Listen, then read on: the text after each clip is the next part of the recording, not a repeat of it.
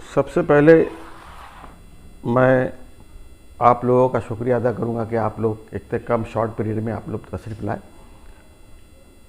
और ये ज़रूरी था कि जो नो कॉन्फिडेंस मोशन के टाइम मुझ पर जो इल्ज़ाम लगाए गए थे उस वक्त बर वक्त मैं उसका जवाब नहीं दे सका, इसलिए कि मेरी मसरूफियत थी और ये नवंबर के महीने में ऑडिट वगैरह रहती है, तो उसी में मैं मसरूफ़ था और मैं चाह रहा था कि मेरे हाथ में कुछ आए तो मैं फिर बात करूं। तो जहां तक नो कॉन्फिडेंस मोशन का सवाल है, वो किसी डायरेक्टर पे लागू नहीं होता। आपने सुना होगा कि चेयरमैन, वाइस चेयरमैन, मेयर, नायब मेयर, स्पीकर या वज़ीर आज़म, नायब वज़ीर, ये नो कॉन्फिडेंस मोशन उन पे आता है जो पद अधिकारी होते हैं। और जो मेंबर हैं, जैसे मेयर है, ये अपने कारपोरेटर है, मेंबर ऑफ असेंबली है, मेंबर ऑफ, इन पे ऊपर नहीं आता, आना किसी डायरेक्टर के ऊपर आता। लेकिन हुआ ये अलमिया कि मैं खुद हारून अब्दुल जब्बार के ख़िलाफ़ DDR में जब मैंने दाखिल किया था कि हमें नो कॉन्फिडेंस मोशन पे लाना है, तो DDR ने मना कर दिया कि भाई वो उस पर लागू नहीं होता। मैं हाई कोर्ट से ऑर्डर लेकर आया, लेकिन उन्होंने कहा था कि आप इसकी काउंटिंग खुफिया रखेंगे और फैसला हाई कोर्ट देगा। वही ऑर्डर की कापी लोगों ने DDR को बता के नो कॉन्फिडेंस लेकर आए। ठीक, मेजॉरिटी है, कोई मसला नहीं। होता यह है कि मैं जब चेयरमैनशिप से इस्तीफ़ा दिया, मैं हज पे जा रहा था 2023 में, तो जाते जाते मैं हज पे इस्तीफ़ा दे के गया था। वहाँ से आया तो यहाँ का मंजरनामा बदल गया। और होता यही है कि जब आदमी पद पे रहता है तो कोई बगावत नहीं करता, लेकिन जब पद से हटता तो वो लोग इधर उधर हो जाते। ठीक, कोई मसला नहीं। लेकिन जो इल्ज़ामात लगाए गए ना, उससे मुझे बहुत तकलीफ़ पहुंची। और उसमें ख़ास तौर से अजीज मुकादम, ऐसा समझ लो कि जैसे मुझ पर दुश्मनी पे हावी हो गया हो और उसने दिल पे ले लिया। और उसका कारण भी है। कारण ऐसा है कि मैं जब आया था बैंक के अंदर, तो बैंक 45 साल में 100 करोड़ भी पार नहीं करी थी। मैं उसको पहले ही साल में 100 करोड़ कर दिया था, लेकिन 11th आवर में 31 मार्च को एक पार्टी को उन्होंने वर्गला के 4 करोड़ निकलवा लिया। वो आ गया 94 पे। लेकिन आइंदा साल मैंने उसको फिर सीधा किया और प्लानिंग के तहत किया काम, और 150 करोड़ तक लेके चला गया मैंने। ये बैंक की तारीख में 45 साल में किसी ने नहीं किया है, वो मैंने करके दे दिया। उसके बाद मैंने वहाँ से शुरुआत की कि इसको किस तरह ऑनलाइन किया जाए। मुसलमानों की यही वाहिद एक बैंक है जो ऑनलाइन अगर हो जाए तो वाकई में बहुत बड़ा काम हो जाएगा, क्योंकि आज ऑनलाइन की ज़रूरत है। जो बैंक ऑनलाइन नहीं है उसको कोई वैल्यू नहीं देता। हमारे यहाँ से लोग कर्जा लेते, काम काज दूसरी बैंक से करते हैं, क्योंकि हमारे यहाँ ऑनलाइन नहीं है ना। तो मैंने उसकी शुरुआत करने के लिए पहल की, और पहल करने के लिए सबसे पहले मैंने ATM चालू किया, और अल्हम्दुलिल्लाह 4 ATM कामयाबी से मैंने जारी करवाया। उसके बाद का जो प्रोसीजर था कि भाई RBI के अंदर खाता खोलना है, तो उसकी शर्त यह है कि शेयर कैपिटल कम से कम 25 करोड़ रुपए का चाहिए। और मैं जब आया तो 17 करोड़ था। अब 8 करोड़ शेयर कैपिटल से बढ़ाना ये मुमकिन नहीं था, लेकिन मैंने दिमाग लगाया और ये कहा कि यार ये जो 1000 का शेयर है, इससे कुछ होएगा जाएगा नहीं, इसको 5000 का शेयर कर दो। मैंने 5000 का शेयर करके उसको 25 करोड़ कर दिया, और 25 करोड़ का तो हमारा खाता खुल गया। उसके बाद का जो प्रोसीजर था कि भाई हम पेटीएम शुरू कर देंगे तो IMPS जो है वो लाइव हो जाएगा, और IMPS जब लाइव हो जाएगा तो उसके बाद RTGS भी ऑटोमेटिक आ जाएगा, और जब RTGS आ जाएगा तो हमारी बैंक ऑनलाइन हो जाएगी, हम दूसरों को एजेंसी दे सकेंगे। ये प्रोसीजर था। मेरे को असल में पिछले मरतबा 7 साल का टाइम मिला। इतना लंबा टाइम किसी को मिलता नहीं। ये अपनी किस्मत बोलिए या बैंक की खुशनसीबी बोलिए कि मुझ जैसा आदमी उनको मिल गया, और उसमें कोविड भी आ गया, नोटबंदी भी आ गई, तो ये सिलसिला दराज होते चला गया और किसी के कंट्रोल में नहीं रहता था। और मैं जो है जिस ढंग से किया कंट्रोल, तो उनको भी लगा कि यार नहीं यार ये यही कर पाएगा, दूसरा कर नहीं पाएगा, तो इसलिए उन लोगों ने भी कंटिन्यू किया इसको। 7 साल कोई मसला नहीं था। 7 साल मुझसे किसी को कोई तकलीफ नहीं हुई। अब जब नया इलेक्शन हुआ, इलेक्शन आप लोगों ने भी देखा होगा कि इलेक्शन मेरे दम पे लड़ा गया, पूरा मैंने हैंडल किया उसको। और वो सब होने के बाद जब चुन के आ गया, तो अब बहुत सारे उम्मीदवार भी थे जो चाहते थे कि हम चेयरमैन बने। तब उनको लगा चला यार ये कंटिन्यू रहेगा तो हमारा तो नंबर ही नहीं लगेगा। तो उन लोगों ने खलफसार मचाना शुरू किया। और उसमें हुआ ये कि बहुत सारे लोग उम्मीदवार थे कि हमारे लड़के को लगाओ। हर डायरेक्टर चाहता था मेरी लड़की को लगाओ, मेरे लड़के को लगाओ, मेरे दोस्त लगाओ। मैं इसके खिलाफ रहा हूँ हमेशा। पहले भी ऐसे ही होता था, मैं जब आया तो कोई डायरेक्टर का लड़का है तो कोई एम्प्लॉय का लड़का है। अब जब उसका इंटरव्यू लो तो साला टाइम फिश। बैंक गए, जो आरबीआई के इंस्पेक्टर थे वो कई दफ़ा मुझको बोले यार तुम्हारे यहाँ जो है ना काबिल लोग नहीं हैं, तुम जरा सा उस पर ध्यान दो। मैंने फिर छाटनी शुरू की और लगभग 10 लोगों को बाहर किया।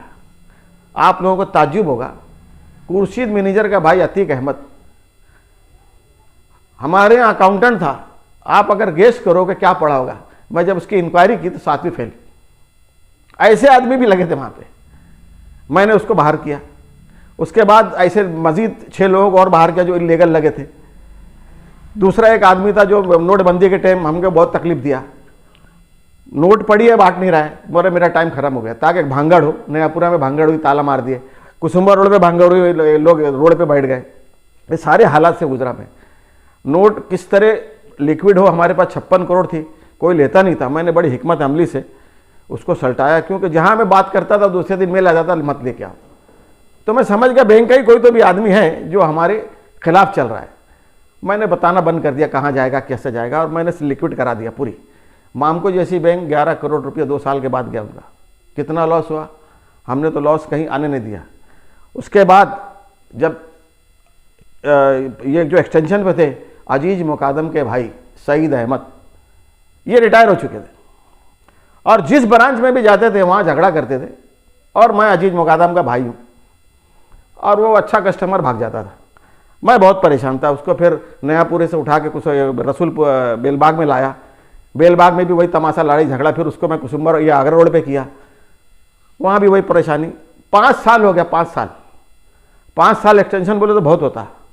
मैंने इसको 1 महीने का एक्सटेंशन दिया कि भाई अगले महीने सब तो नहीं आना, और सीईओ को 2 महीने का इसलिए दिया कि अगले महीने आरबीआई का इंस्पेक्शन था। आरबीआई के इलेक्शन को फेस तो इश्यू करना है, और हमारे यहाँ कोई सीईओ इस लायक है नहीं। किसी को भी बोला मैनेजर को बोलो तो कोई बनने को तैयार नहीं सीईओ। ये मेरी मजबूरी थी। तो मैंने फिर कई लड़कों को तैयार किया कि जाओ ट्रेनिंग लो, और ट्रेनिंग लेने के बाद जो उसमें आएगा उसको हम लेंगे। अब उसी दौरान ये आए मेरे पास अजीज मुकादम, क्या और उसको तू 1 महीने का क्यों दिया, उसको भी 2 महीने का देना था। अब इनकी प्लानिंग थी कि अगले महीने 1 महीने के बाद अलीमुद्दीन का क्रियाक्रम कर देने का, इनकी प्लानिंग थी। लेकिन मुझे उससे कोई लेना, मैं तो ऐसे भी जाने को तैयार था ना। इन्होंने खाली एक रिक्वेस्ट की मुझे कि यार लोग तेरे से नाराज है, ले लो इस्तीफा। अगर वो बोलते डायरेक्टरशिप तो डायरेक्टरशिप भी दे देता, मुझे क्या लेना, मेरा कौन सी दुकान खुली है वहाँ पे। मैं तो अपनी जेब का वहाँ पे खाता था, अपनी जेब का खर्चा करता था, चाय भी अपने पैसे की पीता था, ना वो कोई भत्ता लेता था ना किसको लेने देता था। भत्ता भी किसको लेने देता था। अब ये तो जो भत्ता खाऊ लोग है, अब देख लो कैसे है। उस वक्त 450 रुपया था, अभी 2000 रुपया है। अब सब ले रहे आराम से। तो मैं लेने नहीं देता था। वो पैसा जो जमा होता था किसी गरीब को मार्च के अंदर 5000, 10,000, 15,000 कम पड़ता वो देता था। अब अजीज मुकादम वहाँ से मेरे से नाराज कि भाई मेरे भाई को इसने निकाल दिया। वजह क्या, 15,000 रुपया उसने, 15 लाख रुपया उसने लोन लिया था, और वही लोन का जो इंटरेस्ट बैठता था तो वो 35,000 उसकी पगार थी, वो उसमें भरता था। अब वो लफड़े में आ गया। तो अब वो मुझसे गुस्सा बता रहा है, अभी मेरे पास कंप्लेन दुनिया भर के आके पड़ी है। अब दूसरे भी ख्वाहिशमंद लोग हैं लाइन में, उनको देखो कि इसको देखो। और उसी दरमियान 1 महीने के बाद ये जावेद का मैटर खड़ा हो गया। अब जावेद का मैटर खड़ा हुआ तो हमने तो इन्वेस्टिगेशन की बाकायदा। इन्वेस्टिगेशन करने के बाद हमको ये लगा कि ये चोरी इसने की है। और गलती ये हुई, रोज हमारे यहाँ रोज में लिखा जाता था, नोट को वेरीफाई किया जाता था, और ये करने वाले मैनेजर और कैशियर यही तो करते, बाकी कोई नहीं करता वहाँ पे। अब रोज वो लिखा जा रहा। अब जब इंस्पेक्टर ने उसको चेक किया तो वो पीछे जो 20 का बंडल था उसको 500 के बंडल में गिना रहा था, और आगे आगे भी बंडल 500 में। इस तरह वो 1,80,000 के बंडल को 30 लाख बता रहा था, इसलिए 28,80 का फर्क आया। अभी तो उसकी मिस्टेक। हमने इन्वेस्टिगेशन करके पुलिस में कंप्लेन दी। पुलिस ने सीईओ को आरोपी नंबर 1 और आरोपी नंबर 2 उसको डिक्लेयर किया। अब ऐसी सूरत हाल में बहुत सारे जो लोग थे जो बोलना चाहिए कि बैंक के खैरख्वाह है कि नहीं है पता नहीं, वो हमें नसीहत देने चले आए कि इनको उसी दिन इस्तीफा दे देना चाहिए था। अरे भैया बैंक है, हमको भी इन्वेस्टिगेशन करना है, पुलिस को रिपोर्ट देना है, वो सब करने के बाद जब भी होगा ना। ऐसा थोड़ी कि मैं दे दूँ फिर बाद में इन्वेस्टिगेशन कौन करेगा, वो तो मुसीबत हमारे भी गले आ जाएगी फिर।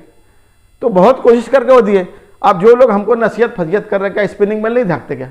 स्पिनिंग मिल तो उनके भाई है ना, वाइस चेयरमैन। 16 एकड़ जमीन बेच डाले इन लोगों ने, बताओ। पुरखों का अदारा बोलते हैं ये लोग, खाली मुंह से बोलते हैं लेकिन पुरखों की जमीन बेच डाले ये नहीं बोलते। पुरखों की जमीन बेच डाले, सोचने की बात है यार। ये 2 करोड़ से ऊपर की जमीन बेच डाले। जनता बैंक का तो 60 लाख रुपया था ना, फिर इन्होंने 2 करोड़ का क्यों बेच डाला?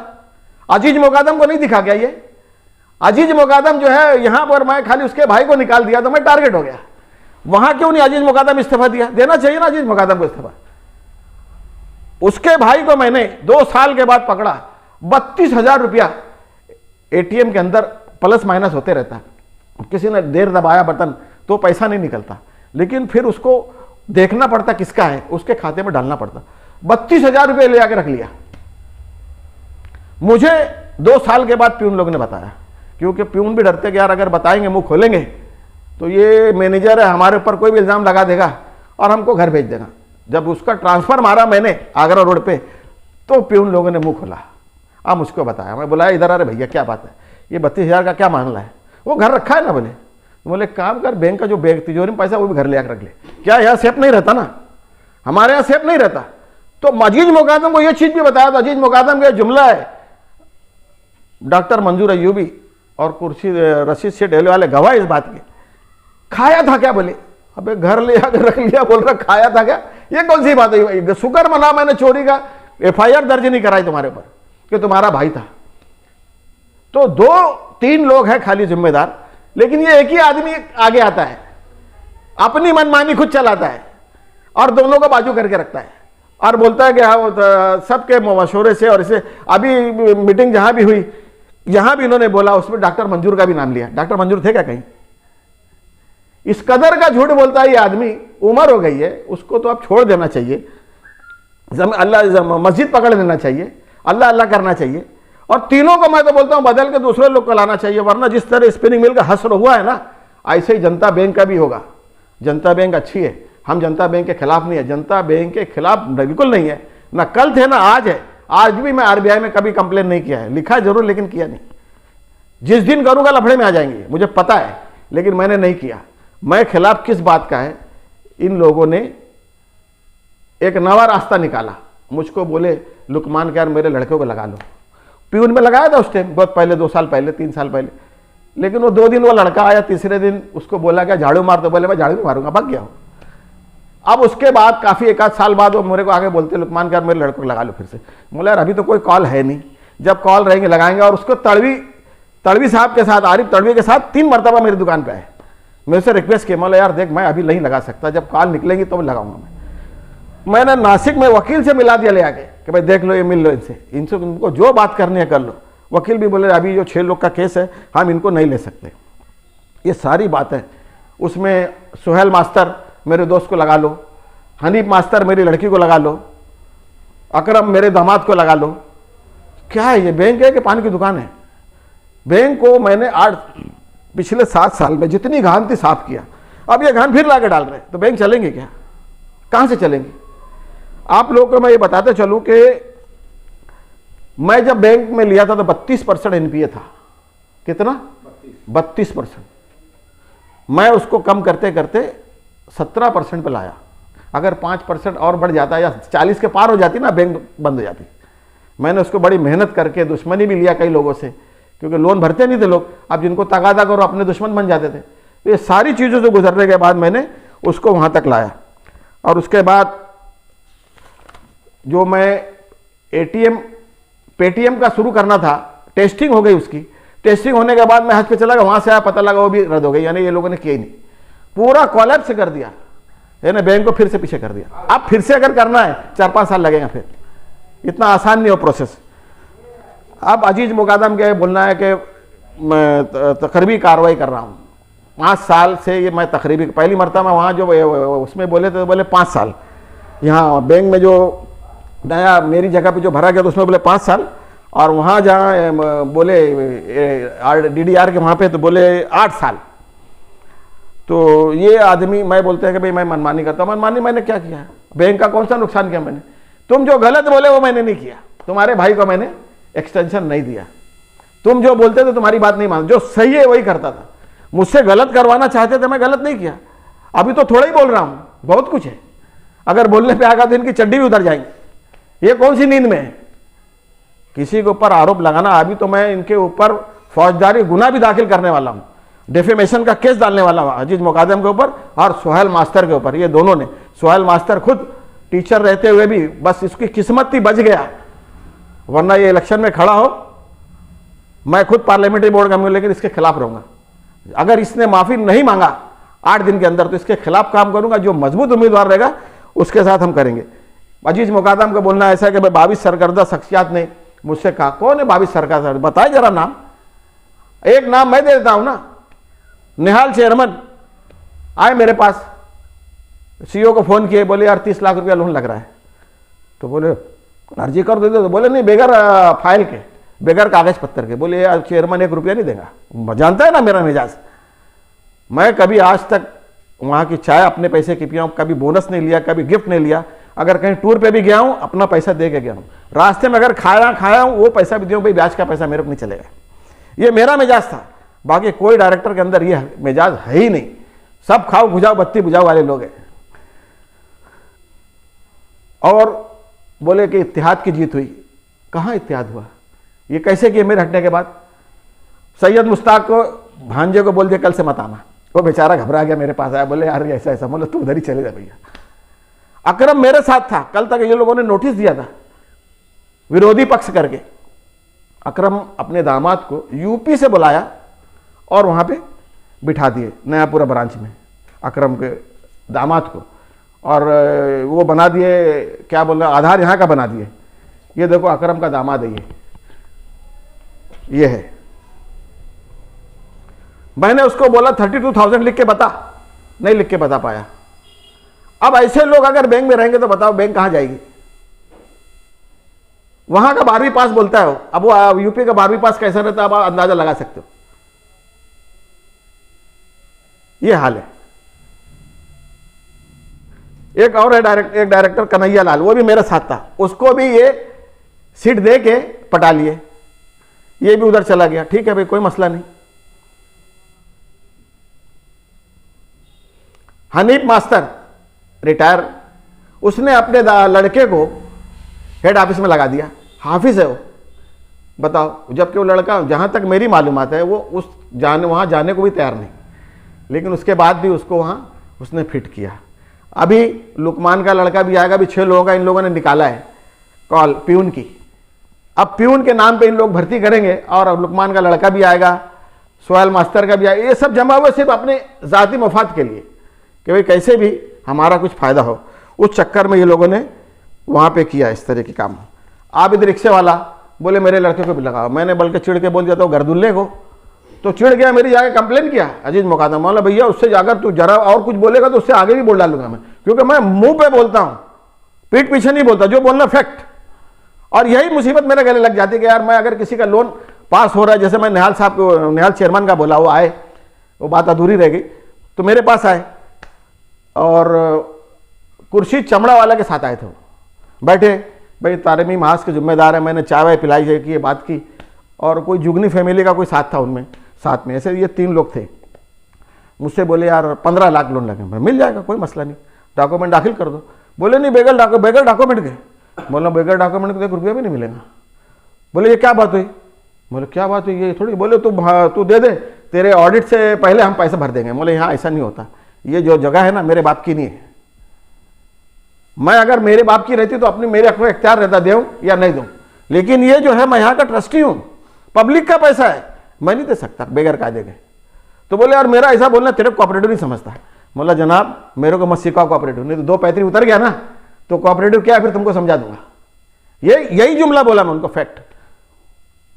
कई जगह मुझको फंसाने की कोशिश की। अभी मेरा एक दोस्त है, वो लोन लिया था, वो भर नहीं रहा था। मेरा टूर पार्टनर है वो, उसमें हारून ने मेरे खिलाफ कंप्लेन की, आरबीआई में इंक्वायरी हुई, पूरा चेक करे, कुछ मिला? देने वाला लोन वो 2012 का है, वो जब तो मैं था भी नहीं ना, ऐसे डायरेक्टर था सिर्फ, लेकिन मेरा कोई अमल दखल नहीं था जब। और उस टाइम भी ये मेरे खिलाफ चले, आरबीआई की इंस्पेक्शन हुई, डीडीआर की इंस्पेक्शन हुई, पूरा चेक करे, कहीं निकला कुछ। तो मुझे हर जगह फंसाने की कोशिश की लोगों कि भाई हमारा ये जब तक रहेगा तो हमारा काम बनेगा नहीं। तो इस तरह के इन लोगों ने हरकत करते रहे मेरे साथ। उसके बाद उस खलीलुर रहमान जब भर नहीं रहा था तो मैंने उसका पेपर में आउट किया, हमारी दोस्ती में भी फर्क आ गया उसकी वजह से। और उसका गारंटर मेरा भाई था, ये मेरी घेर के आई थी कि मैं अपने भाई को दे दिया उसमें, और पेपर में मैंने दिया, भाई का भी नाम दिया, उसका भी दिया, रोका मैंने मेरे भाई को। मैंने कहीं पे भी जातियात के ऊपर भी कहीं कुछ नहीं लिया, जो है कायदे से, किसी के साथ कोई रियायत नहीं किया। बस इसीलिए मैं बुरा बन जाता था कि यार ये किसी को बख्श नहीं रहा है। अभी हमारे यहाँ तकरीबन ये समझ के चलो कि 64 एम्प्लॉय है मेरे ख्याल से, 64 या 69 ऐसे कुछ तो भी है, हाँ 64 है, 64 अभी और भर्ती कर रहे हैं। अभी आप लोग खुद नेशनलाइज बैंकों में चले जाओ, बड़ी बड़ी बैंक है जिनका करोड़ों में टर्नओवर है, हमारा तो उतना है नहीं, 5 या 6 आदमी मिलेंगे, इससे ज़्यादा नहीं मिलेंगे कहीं भी चले जाओ। हमारे यहाँ 10.66 एक बैंक में बैठते हैं, अगर आप डिवाइड करोगे 6 में तो सरप्लस हमारे यहाँ। फिर भी और भर्ती कर रहे हैं, आए इसीलिए ना चुन के कि भाई ये हम आए इसीलिए चुन के कि कुछ तो फायदा हम भी तो उठाए ना।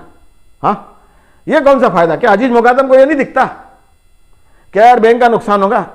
असल बात ये है उनकी काबिलियत ही नहीं है इस लायक। एक मुकादम आदमी है, बैंकिंग क्या समझती है, उसको समझती क्या बैंकिंग? लूम है क्या कि इधर का नट निकाल के उधर लगा दो चालू लूम?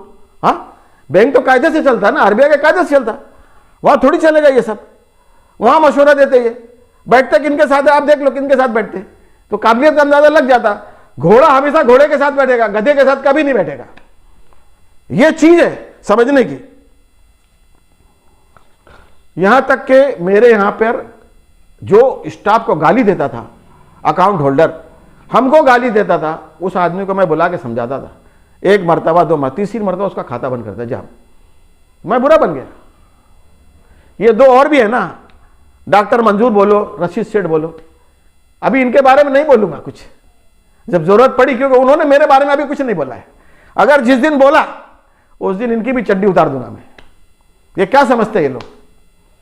आज अदारे जो है किसी के बाप की जागीर नहीं है, अजीज मुकादम की भी जागीर नहीं है, रशीद देवले वाले की भी जागीर नहीं है, डॉक्टर मंजूर की भी जागीर नहीं है कि जो समझ में आए करेंगे। ये एक अदारा है जो स्पिनिंग बंद हो गया, ऊपर एक अदारा है जो खाली भाड़ा खा रहा है। 1 करोड़ रुपए का फ्रॉड हुआ था वहां पे, कभी एफआईआर दर्ज कराए क्या? एफआईआर दर्ज नहीं कराए। एफआईआर दर्ज क्यों नहीं कराए? और बोलते हैं हमारे पुरखों की निशानी। कहां है पुरखों की निशानी? अबे जब तक तुम रहेंगे यही होता रहेगा। तो मैं तो ऐसा आह्वान करता हूं कि अच्छे लोग को आना चाहिए इसमें, ताकि अदारे बच जाएं। पढ़े लिखे लोग को आना चाहिए और अच्छे लोगों को आना चाहिए, नहीं तो ये अदारे जैसे स्पिनिंग मिल का हाल हुआ है ऐसे ये दोनों अदारे का हाल होने वाला है।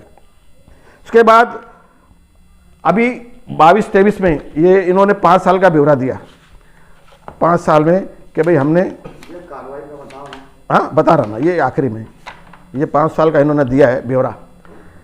अभी इन्होंने ग्रोस प्रॉफिट दिया 3 करोड़ 55 लाख।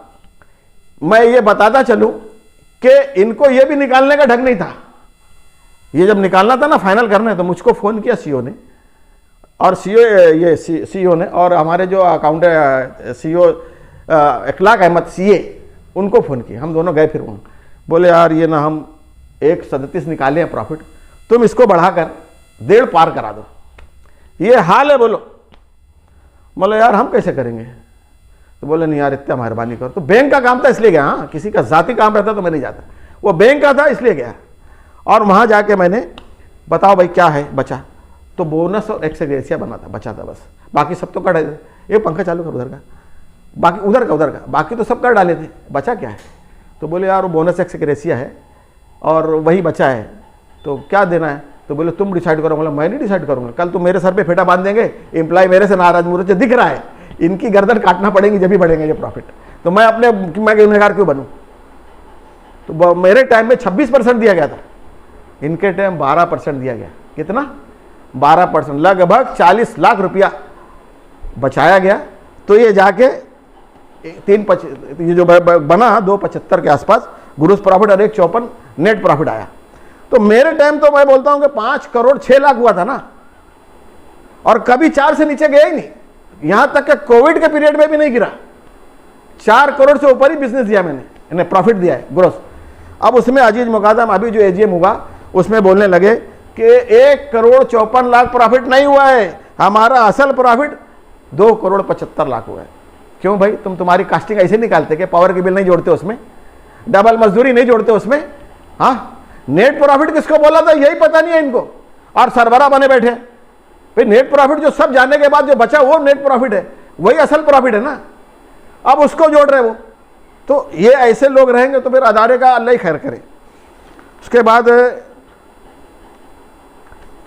असल मुद्दे पे आता हूं कि ये जो इख्तलाफात शुरू हुए बैंक के अंदर, मेरा कोई ज़ाती उसमें कोई मफाद नहीं है। हुआ ये कि अजीज मुकादम ने, मैं जब इनकी बात नहीं माना तो इन्होंने षड्यंत्र रचना शुरू किया मेरे खिलाफ, और डायरेक्टरों के अंदर बवाल मचाना शुरू किया कि इसको कैसे बैठा हो, तो मेरी बेइज्जती शुरू करा दिया उसने, और वहीं से इख्तलाफात बढ़ा। यहाँ लुकमान के ज़रिए, अभी लंबा हो जाएगा इसलिए मैं उसको शॉर्ट करता कि बेइज्जती ना हो, तो मैंने वहाँ जाना कम कर दिया। और उसके बाद मैं मांगा कि भाई जैसे ये मीटिंग में क्या हुआ तुम बताते नहीं, ये परस्पर मुझको बताते भी नहीं थे क्या हो रहा है। ये 3 लड़कों को लगा दिए वहाँ पे, वो भी नहीं बता रहे, लिख के दिया नहीं बता रहे, और यहाँ तक कि सेक्शन 32 के तहत मैंने को DDR से मांगना पड़ा, तब जाके इन लोगों ने दिया हो। तो ऐसे हालात में यही होगा। तो फिर मैंने क्या किया कि अभी बैंक के खिलाफ नहीं गया। अब जब क्या होता है, किसी से खटाखटी हो गई तो आदमी फिर उसकी कमजोरी ढूंढता है, फिर मैंने ढूंढना शुरू किया। आबिद की ढूंढने गया तो एक लुकमान से पड़ा गया, क्योंकि उसका एक शादी कार्ड आया था, उसमें इसके लड़के का नाम था, लड़कों का। तो बोले एक लड़की की शादी अभी हो रही, 2 लड़के तो नहीं दिख रहे, 3 तो ये हो रहे। तो मैंने वहां से दिमाग चला और उसके बाद वहां से निकाला और उसकी कंप्लेन किया वहां पे। उसके बाद अजीज मुकादम आए, बोले यार तो वापस ले ले। क्यों वापस ले? मैं तो कानून की मदद कर रहा हूं, गैर कानूनी काम तो कर नहीं रहा हूं। इन लोगों ने धोखाधड़ी से ये काम किया है। उसके बाद बैठक भी हुई, हमारे आमीन सरदार और संगानिया, क्या नाम है पूरा नाम, बाबू संगानिया, ये लोग बैठे थे। मैं बोले यार देखो मेरे को कोई इख्तलाफ नहीं है। बोले तुम सब वापस ले लो, ये ले, मैं ले लूंगा, लेकिन जो पोजीशन पे मैं हटा वो पोजीशन बहाल कर दो तुम। आसिम सुहेब को वापस ले लो और मुझे कुछ नहीं चाहिए, तुम खाली मुझे स्टाफ कमेटी में ले लो बस। क्यों? तुम जो लोग को लगाएंगे वहां मैं ही इसको वेरीफाई करूंगा, तो ट्रांसपेरेंसी रहेगी, नहीं तो मुझे मालूम है तुम क्या करने वाले हो। ऐसा भी हुआ हमारे बैंक में, जो पुरानी ब्रांच थी ना, जो सलीम मेडिकल के बाजू में, वहां से गोदरेज का बड़ा कबाट चोरी किया गया है। अभी मैं नहीं बोलूंगा किसने चोरी किया, कैसे किया, हुआ है नहीं हुआ। अजीज मुकादम को नहीं दिखता ये। मोटर चोरी हो गई, कितनी मोटर चोरी हुई स्पिनिंग मिल में, कभी किए? अजीज मुकादम ने इस्तीफा दिया, किसी से तलब किया? अखलाकियात नहीं थी। जब डीपी का ऑयल चोरी हो गया, वायर चोरी हो गया, झाड़ काट के ले गया, घास बेच डाले, कहाँ है ये 3 मुंडी? हाँ, 3 मुंडी को जब नहीं दिखा तो इख्तलाफात इस तरह बढ़ गए। हम तो काम करने वाले लोग हैं और कानून की मदद कर रहे, गैर कानूनी काम कोई नहीं किया हमने। तीसरा बच्चे का इन्होंने एफिडेविट दिया है, और उसमें यह शर्त है कि अगर गलत एफिडेविट देंगे तो कम से कम 6 महीने से लेकर 2 साल की सजा है। मैंने इनको तब भी कहा कि देखो अगर तुम ये इस्तीफा दे देते हो तो मैं दिल बड़ा करके आगे की कार्रवाई रोक दूंगा। ये जिद में आगे गए, यहाँ तक कि मेरे पे नो कॉन्फिडेंस लेके चला है, जबकि मेरे पे लागू भी नहीं है, लेकिन मेजॉरिटी और DDR में कैसा है, थोड़ा लेन देन होकर होता है काम, नहीं होता ऐसा नहीं, मुझे पता है। अब वहाँ कर लिए, अब वो जाके कानूनी पेचीदगी में अटका है, अब वो जाके हाई कोर्ट में ही सीधा होगा, और वहाँ से इंशाअल्लाह मैं निर्दोष रद्द होगा वो, और वापस आऊँगा। तो उसके बाद मैं जब इनके पीछे पड़ा तो ये ऑर्डर की कॉपी, लुकमान अंसारी को उसने रुकनियत रद्द कर दिया है। अब ना वो चेयरमैन है ना डायरेक्टर है, ये उसकी सही सिक्के के साथ कॉपी। मैं आपको एक एक ऑर्डर की कॉपी दे दूंगा। बल्कि इस ऑर्डर को, ये ऑर्डर जो हुआ है 23/9 से लागू हुआ है, इस ऑर्डर को रोका गया। आप देखेंगे ये जो 23 हाथ से डाली गई है, ये बन के पड़ा था ऑर्डर। ये जाके रिक्वेस्ट किए साहब को कि यार हमारा AGM हो जाने दो, AGM के बाद हम देंगे। तो ये जो है अब कंप्लेन मैं अपने भाई के नाम से, कलीमुद्दीन, इसके नाम से दाखिल किया था। मैं उसमें बजाते खुद इन्वॉल्व नहीं हुआ, क्योंकि उसमें क्यूरी आ सकती थी।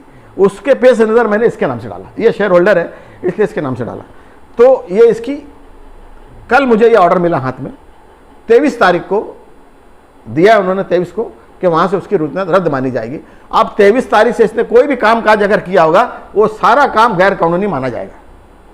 और इन्होंने उसको रोक के रखा था अब तक। अब जाहिर सी बात है रोकने के लिए क्या किया होगा इन्होंने, इस तरह की हरकत सब चालू है बैंकों में।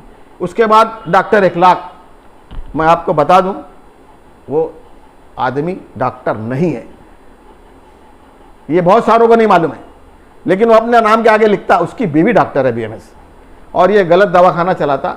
आज अगर मैं उससे दुश्मनी निकालने पे आ जाऊं क्या होगा उसका, लेकिन ये मेरे खिलाफ इधर उधर बकता है कुछ भी ऑल फॉल।